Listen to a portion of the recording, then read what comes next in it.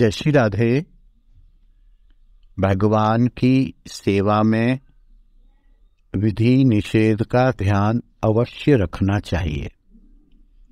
इसमें आपने लिखा है ब्राह्मण और वैष्णव होते हुए भी इसमें जाति पाति की कोई बात नहीं है। आप ब्राह्मण हैं, शूद्र हैं, वैश्य हैं, क्षत्रिय हैं, कोई भी हैं, यदि ठाकुर जी आपके घर में विराजमान हैं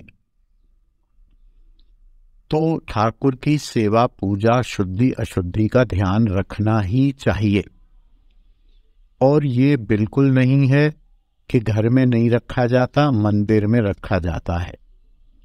फिर भी कंपैरेटिवली मंदिरों की जो सेवा होती है वह विधि प्रधान होती है।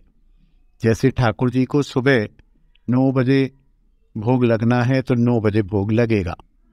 घर में कभी कभी ऐसा हो सकता है कि आज हमारे घर में कोई उत्सव है, कोई और कारण है, तो 9 की बजाय हम कभी 8:30 भी लगा दें, कभी हम 9:30 भी लगा दें। मंदिर में विधि का कारण ये है कि मंदिर में दर्शन करने बाहर के बहुत सारे लोग आते हैं।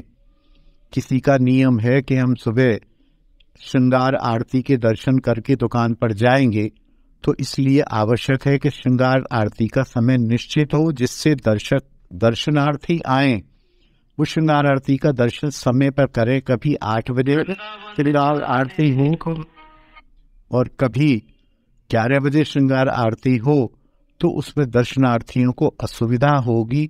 भाव मंदिरों में भी होता है, भाव के बिना सेवा नहीं होती है, लेकिन वहां विधि प्रधान होती है।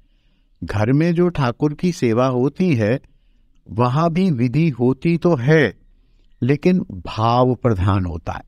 जैसे राधा रमन जी का या बिहारी जी का मंदिर है, आपको पता होगा कि वहां जो ठाकुर को भोग लगता है निश्चित मात्रा में लगता है और निश्चित समय लगता है, निश्चित मेनू लगता है।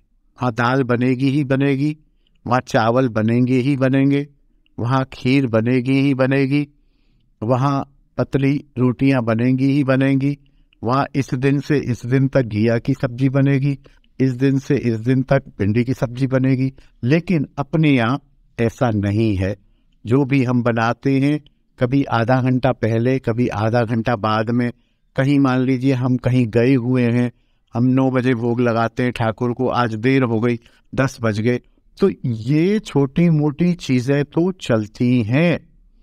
लेकिन बिना स्नान किए बनाई हुई रोटी ठाकुर को भोग नहीं लगानी चाहिए।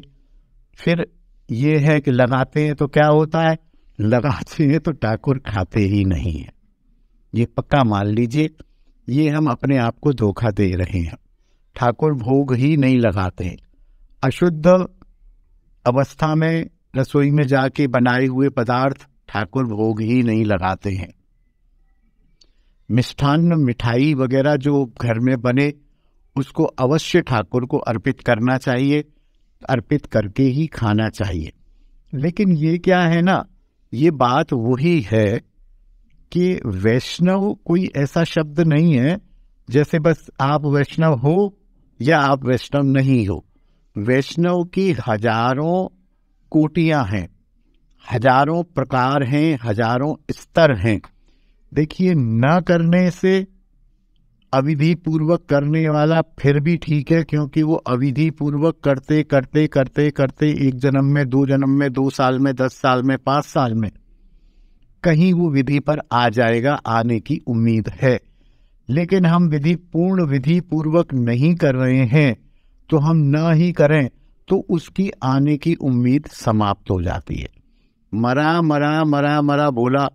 वाल्मीकि ने, नारद जी ने कहा तुम राम राम बोलो। बोले प्रभु राम राम तो नहीं बोल सकता, मैं तो मरा मरा बोलूंगा। बोले तू मरा मरा ही बोल। मरा मरा मरा मरा बोलते बोलते आप समझिए वाल्मीकि जी ने भविष्यत काल में रामायण की रचना कर दी।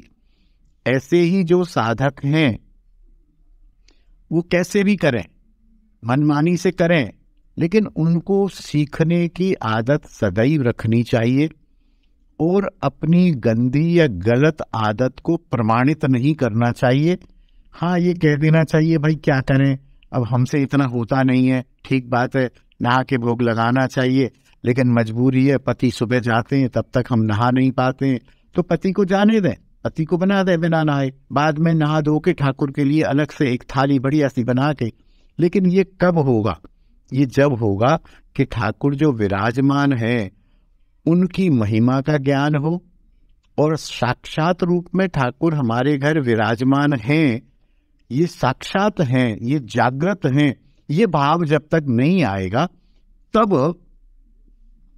तब तक ये सारी चीजें, ये सारी गलतियां, ये सारी बातें चलती रहेंगी। ठाकुर को बिना अर्पित खाने वाली भी जो आपने बात लिखी है वो भी तो वृत्ति है। हमारे अंदर ये धारणा हो कि ठाकुर हमारे घर में बैठे हैं, ठाकुर हमारे घर पधारे हुए हैं, हम खा रहे हैं, ठाकुर मुंह देख रहे हैं, तो ये भाव हो तो हम खा नहीं सकते हैं। और हमें लगे कि एक मूर्ति बैठी हुई है, पिताजी बैठा दें, अरे यार कर करा दो जैसे भी हो, अभी ना तो खाते हैं, ना दिखते हैं, ना कुछ करते हैं, जो अरे ठीक है जो भी है खा लो, क्या क्या खिलाते रहेंगे, क्या क्या खाते रहेंगे। तो ये वैष्णवता का बहुत प्राइमरी लेवल है। इसके लिए इनमें भी बुद्धि भेद नहीं जाना जाता है, चलो जैसे कर रहे हो वैसे करते रहो, तो उसके करते करते करते करते ठाकुर का ध्यान तो रहता है, ठाकुर को उल्टा सीधा सही, अविधि पूर्वक सही, मनमानी पूर्वक सही करते हुए किसी न किसी प्रकार से ठाकुर से जुड़े हुए तो हैं, जुड़े हुए हैं। तो एक जन्म दो जन्म में कभी ये विधि पर आ जाएंगे, कभी ये भाव पर आ जाएंगे, और भाव पर इनको आना चाहिए। इन्हें तानाशाही नहीं करनी चाहिए अविधि पूर्वक करते हुए, बल्कि अपने अंदर एक दैन्य भाव, अपराध बोध रहना चाहिए कि हम विधि पूर्वक नहीं कर पा रहे हैं, हमारी मजबूरी है, हमारी कुछ शारीरिक मजबूरियां हैं, हमारी कुछ दूसरे प्रकार की मजबूरियां हैं। इस चीज का ध्यान रखते हुए उन्हें इन सब का पालन करना ही चाहिए। जय श्री राधे, जय निताई। बोल हरि बोल हरि